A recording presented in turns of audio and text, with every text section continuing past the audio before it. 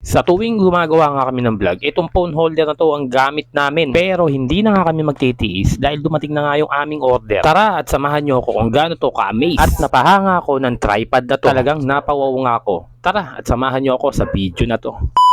For today's video guys, ito na nga yung pinakaiintay namin na nakaka-amaze na tripod. Habang binubuksan ko nga to guys, wala akong masabi kundi wow. Paano ba naman kasi? First time ko na nagkaroon ng ganito. Alam nyo ba na matagal-tagal na nga rin kami nagre-reels at gumagawa ng video. Pero first time ko na nagkaroon ng ganito. Medyo kinakabahan nga ako kasi baka mamaya mali yung order ko. Pero hindi, sa personal nakaka-amaze at medyo kinakabahan nga ako eh.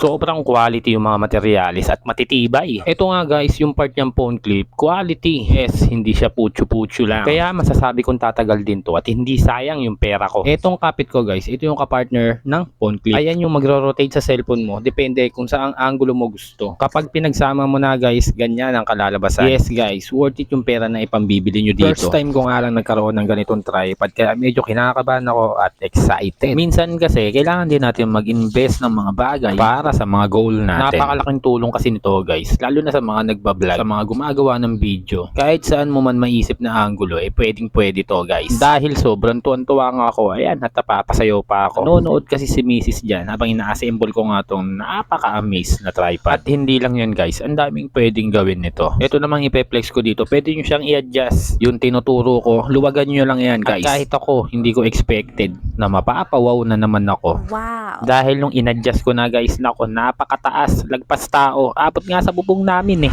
Nakita nyo naman kung gaano kataas ang inaabot ng ating bagong tripod. At hindi pa todo yan. Paano pa pag tinodo ko? Di todo wow na tayo. At para sa mga interesado na bumili ng ganitong tripod, ilalagay ko sa comment section yung link ng legit seller na pinagbilang ko nito. Promise, hindi kayo magsisisi guys. Lalo sa mga nagsisimula mag-vlog, naghahanap ng tripod na quality, hindi ka nagkamali ng video na pinanood mo. At kung dati itong phone holder lang ginagamit namin sa pang-vlog, ina-adjust nga lang namin ng ganyan, medyo hindi ako satisfied. Pero okay lang at magagamit pa rin namin to dahil masigip lang din naman yung bahay namin. Kaya depende sa content na gagawin namin at magagamit pa rin naman namin yun. Pero nagustuhan ko talaga tong tripod na to. Worth it guys, sa halagang 140. Meron ka ng tripod na hindi nakakahiya. Pwede mo siyang i-display habang nagbablog ka sa labas. Paano ko nasabing worth it? Yung phone clip niya guys, hindi basta-basta. Quality kasi yung mga roscas niya, hindi siya yung basta plastic lang na madaling malostre. Kasi metal siya guys. Oo, metal yung pang roscas niya. Yan, kahit yung loob. Kaya hindi siya basta-basta malolostre. Hindi kagaya ng iba. Kaya madaling masira. Kasi puro plastic lang. Kagaya ng mga ka-workmate mo.